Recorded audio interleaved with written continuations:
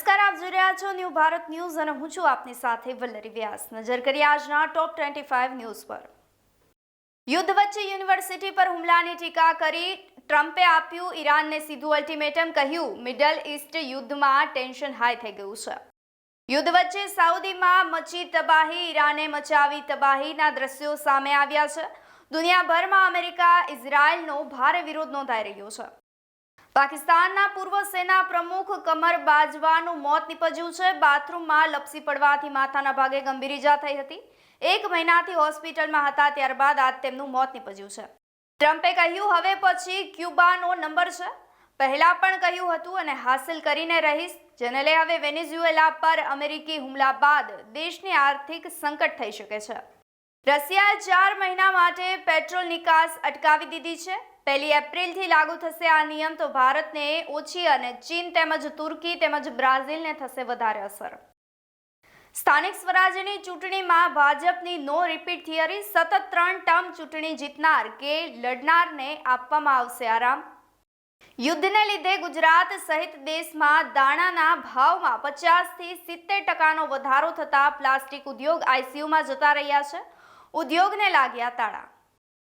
રેમંડના પૂર્વ ચેરમેન વિજયપત સિંઘાનિયાનું નિધન થયું છે। પુત્ર ગૌતમે સોશિયલ મીડિયા પર જાણકારી આપી। આજે મુંબઈમાં તેમના અંતિમ સંસ્કાર। દુબઈમાં અમેરિકાના સૈન્ય ઠેકાણાઓ પર મોટા હુમલા કરવામાં આવ્યાનો ઈરાનનો દાવો। એક સ્થળે 400 અને બીજા સ્થળે 100 સૈનિકો તૈનાત કરવામાં આવ્યા હતા। 500 સૈનિકોને બનાવવામાં આવ્યા નિશાન।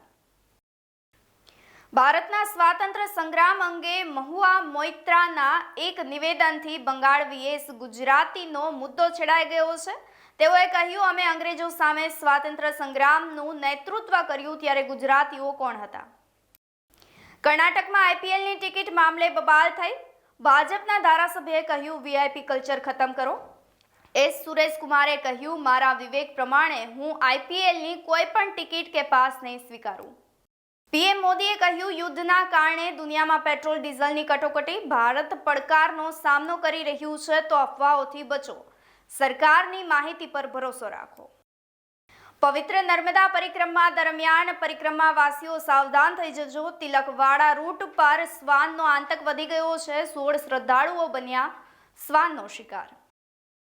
ક્રિકેટ પ્રેમી માટે સારા સમાચાર સામે આવ્યા છે। બંગાળમાં આઈપીએલ 2026ના પ્રસારણ પરનો પ્રતિબંધ હટાવી દેવામાં આવ્યો છે, તો ગલીએ ગલીએ ગુંજશે હવે આઈપીએલનો ક્રેઝ।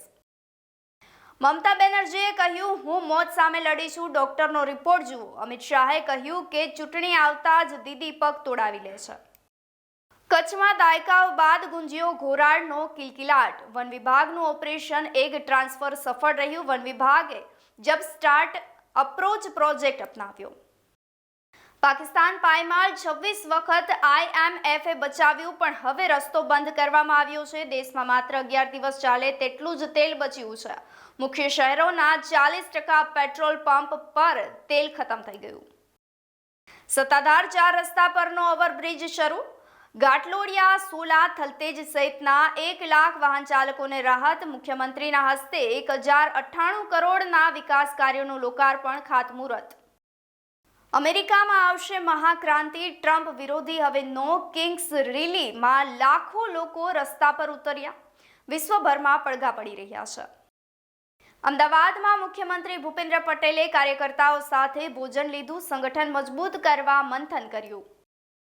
ટ્રમ્પનું બ્રહ્માસ્ત્ર 844 ફૂટ લંબાઈ અને 50,000 ટન વજન ધરાવતું કેટલું શક્તિશાળી હશે યુએસએસ ટ્રિપોલી, કે જે ઈરાન પર કરશે જમીની હુમલો। ઈરાન યુદ્ધ પર પાકિસ્તાનની 3 દેશો સાથે મહત્વપૂર્ણ બેઠક। સાઉદી, તુર્કી અને ઇજિપ્તના વિદેશી મંત્રી ઇસ્લામાબાદ પહોંચ્યા। અમેરિકાએ 3500 સૈનિકો મિડલ ઈસ્ટ મોકલ્યા। ગુજકેટની પરીક્ષામાં 8 કલાકમાં જ 3 પેપર આવતા વિદ્યાર્થી મૂંઝાયા। 1.35 લાખ વિદ્યાર્થીની આખરી કસોટી આયોજિત કરવામાં આવી હતી। અમદાવાદમાં સૌથી વધુ ઇંગ્લિશ મીડિયમના વિદ્યાર્થીઓએ આપી કસોટી। એપ્રિલની શરૂઆત થતાની સાથે જ વરસાદની આગાહી। 2 અને 3 એપ્રિલે માવઠું થવાની શક્યતાઓ। વેસ્ટર્ન ડિસ્ટર્બન્સને કારણે વરસાદ થવાની શક્યતાઓ। અદાણી ડિફેન્સે આર્મીને 2000 મશીન ગન સોંપી। દુશ્મનોને 1 કિલોમીટર દૂરથી મારી પાડવાની ક્ષમતા ધરાવે છે। 1 મિનિટમાં 700 રાઉન્ડ ફાયરિંગ થઈ શકે છે। તો ટોપ 25 ન્યૂઝમાં આજે બસ આટલું જ. ફરી મળીશું. રજા આપશો. નમસ્કાર.